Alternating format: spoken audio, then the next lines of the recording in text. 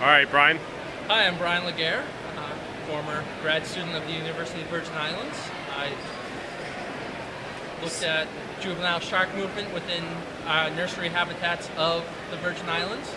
We captured the sharks via two methods. One was bottom long line, where we used 14-knot circle hooks using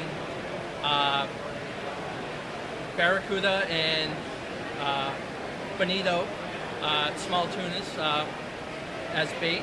The circle hooks were very, very selective, so we mainly only caught the elasmobranchs of black-tip sharks, lemon sharks. We also captured a black-nose shark, several nurse sharks, and some southern stingrays. We identified these fish via patterns in their fins and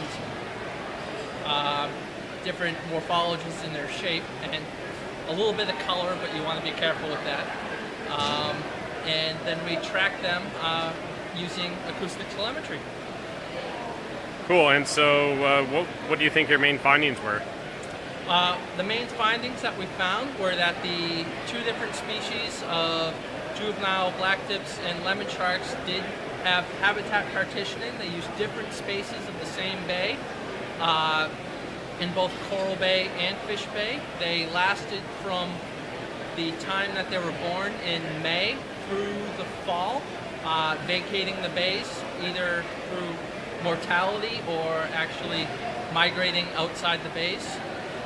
And they used their home range were a portion within the bay, so they were able to utilize resources only inside the bay and didn't have to venture out. And what was the longest distance you've seen so far of migration? The sharks that we tagged, most of them were only tracked within the bay, but several were recaptured several thousand miles away from St. John to Georgia and Florida. They were captured via traditional methods of fishing and reporting back on external tags. Thanks, Brian. Enjoy the conference. All right. All right, I'm Sally Petrie. I'm from the University of Arizona, which is in the desert, and we have lots of water, believe it or not. And I study crayfish. And however, I use this 1 square meter quadrat sampler, and there's another picture over here. And I've caught a couple of fish with them. What I do is I put the sampler down into the stream, and I disturb the substrate. So if the fish are there, they're going to get swept down into this. There's a magnet at the end of the sampler, and then I'm able to pick the sampler up and pull the fish right out of the magnet, and then I basically measure them. We have only a couple of species in our streams because there's a limited amount of water. I've gotten some speckled bass and some trout. Trout are if an angler catches a fish, they have an adipose fin, which is a pretty distinguishing characteristic of trout. All the salmonid species, as well as a mouth that's kind of forward-facing versus something that's kind of eating off of the ground. They'll have a mouth that's facing towards the bottom of the stream so that they can scrape some stuff off of rocks. So that's like speckled dace. I've also caught them. They're speckled. They don't have that adipose fin, and their mouth is downward facing. I also work with Apache trout, which are a different species of trout than what I found in this sampler. But what I do to sample for them is I snorkel in these streams and look for them. We have a couple species of trout in Arizona. The only one that's native is Apache trout, and one of the distinguishing features of them is they also have that adipose fin, but they have a bar that goes right across their eye that's black, and they're olive green versus a brown trout, which is brown and has spots that doesn't have the bar that goes across their eye, or a rainbow trout, which is has that more red color in the middle of them. So that's about it. My name is Chris Middle. I work for Florida Fish and Wildlife out of Tallahassee, Florida. My project is looking at largemouth bass tagging in the northwest region of Florida. So what we did is we went out to 16 different lakes across the whole northwest region of Florida. We booked electrofished for around the shoreline to collect the fish. We just wanted a few bass from each lake.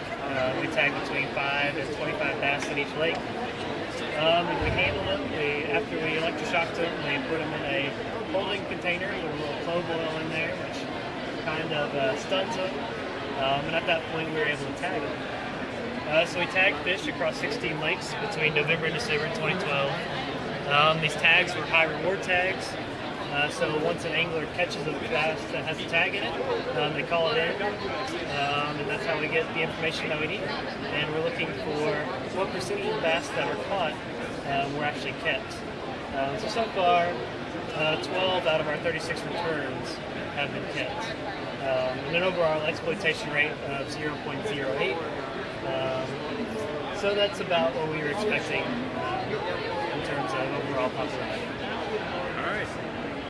I'm Sharon Rayford. I'm with Eastern Illinois University. I'm a master's student there under Dr. Robert Colombo.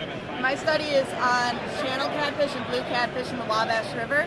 We focused on the lower 322 kilometers where the Wabash River forms the border between Illinois and Indiana. Currently, Illinois and Indiana have two different management strategies on the different catfish populations in the Wabash River. They have Illinois, the minimum catch is at 312 millimeters, and Indiana is at 252 millimeters. And the question is, if Indiana were to switch their minimum length requirement to the same as Illinois, what would that do to populations in the Wabash River? So first, we need to know how are those populations doing. So we use AC and DC electrofishing, which is where you put electricity into the water and you have two netters dipping the fish out of the water as they come up stunned, and hoop nets, which we leave passively overnight. And we have three different sizes, 1 inch, 1.5 inch, and 2-inch meshes. So you leave them over the night and you come and check them the next day. When we get these fish, we work them up by measuring their total length, which is from the snout to the tip of their tail, and that's in millimeters. And we also weigh them in grams, and that's all we do. We also pit take them into their dorsal fin, and we release them immediately. We don't take anything back from them except for their articulating process, which is their spine. And you basically disarticulate the shoulder, and then you rip the spine out of their body. You go home, and you let them dry for a little bit, and then you cut them using a low-speed isomet saw, and you get these articulating processes which look like otoliths, and you're able to count the rings and age the fish. So from there we did our age estimates and demographic studies, and we only got 56 blue catfish in the 3-year time period that we did the study on, so we can't really say much on what's going on with that population because that's not a large enough sample size. But with channel catfish we got 300 fish, which also isn't great, but it was enough to say something. For just the gear, just seeing what was the best bang for our buck for effort to get demographic study, we found that AC and DC electrofishing, based off of catch per unit effort, were not significantly different from each other, but hoop nets were significantly lower with catch per unit effort. But the difference is that electrofishing is active and hoop nets is passive. So the effort that you actually put into a hoop net is very minimum because you just leave them overnight and then you come check them the next day. We did find though that all gear types sampled significantly different size range of catfish. So DC electrofishing got the smaller fish and hoop nets got these larger fish. So if you needed to limit your effort out in the field, we recommend using DC electrofishing and hoop nets. For the actual demographics, we found that channel catfish had a very large age range from 1 to 12 years with a mean around 5.6 years. Their mortality was around 47%, which is what we see in other rivers along the Midwest. But their condition, they're in decently good condition. They're around 100, so they're nice and plump through their whole life, through all sizes. Blue cats, though, all we could say was their mortality. They actually had worsening mortality with larger sizes. What's interesting to note here is that we are at the very northern range of the blue cat population. So either this is a range effect, it's a habitat effect, Maybe they're having competition with other catfish, or it's harvesting pressure. We really can't say much with only 50 size fish. So we're going to look into that some more. We would have liked to see more preferred size fish and memorable size fish, as we only got 1 or 5. For that, preferred is like a size fish that you could say, hey, I got a good fish, and memorable is like, yeah, that's the one fish that we got that one time doing that one thing, and it was awesome. So we would have liked to see more of those. But we have implemented for these following years, this is a grant that a lot of us get paid off of, and it's going to be continuing on. We're implementing a DC chase boat, which is where one boat is in the water, putting electricity into the water at a low pulse, and there's other boats going around picking up all the catfish that come up. So when you put the electricity into the water, the catfish come up and spin in small circles like what you see in an eddy, and they're easy to spot and pull out of the water. We work them up the same way and release them. With that, we're getting a larger size range of catfish, so it's more efficient and effective at sampling these catfish. We're also adding in a mini Missouri trawl that's electrified, and that's where you deploy it over the bow of the boat, put DC electricity through it, and drive backwards, hauling the trawl in front of the boat downstream. And with that, we're getting all these small catfish from 14 millimeters up to a sizable, say, 300 millimeters. And with that size range, we're getting these smaller catfish. We're adding to the demographic data. And hopefully within the next 2 years, we'll be able to say something substantial about how these catfish are doing in the Wabash River. What are the distinguishing characteristics between the channel and the blue catfish? As small catfish, the only distinguishing feature is their anal rays. Channel catfish have less than 30 anal rays, and blue cats have over 30 anal rays. It's like 24 to 30 and 31 to 35, something along those lines.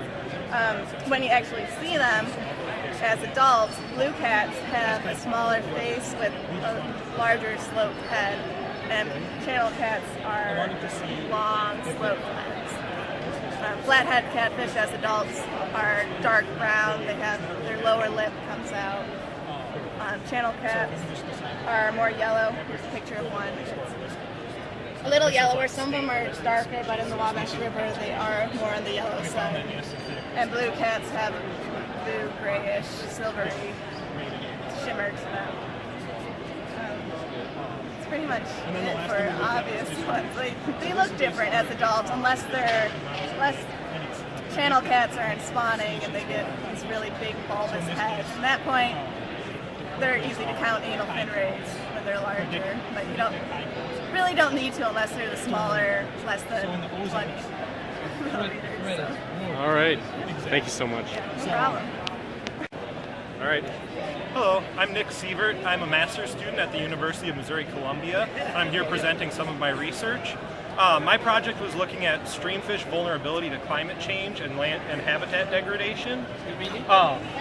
For it, I used data that had been collected by the Missouri Department of Conservation over 20 years. It was right around 1,500 samples. And they collected it via seine and electrofishing. So over that course, they had a standard sampling protocol in which they would block off a portion of the stream and run both backpack electrofishers and seines through it to collect fish species. And over the course of that 20 years, they managed to collect 135 different species that then, with the data they collected, I was able to work on my project. All right, so maybe explain very briefly what the results of your project. Sure. So the results of my project, basically it allowed me to look at what species might be negatively affected by warming stream temperatures or habitat degradation or changes in the flow regime.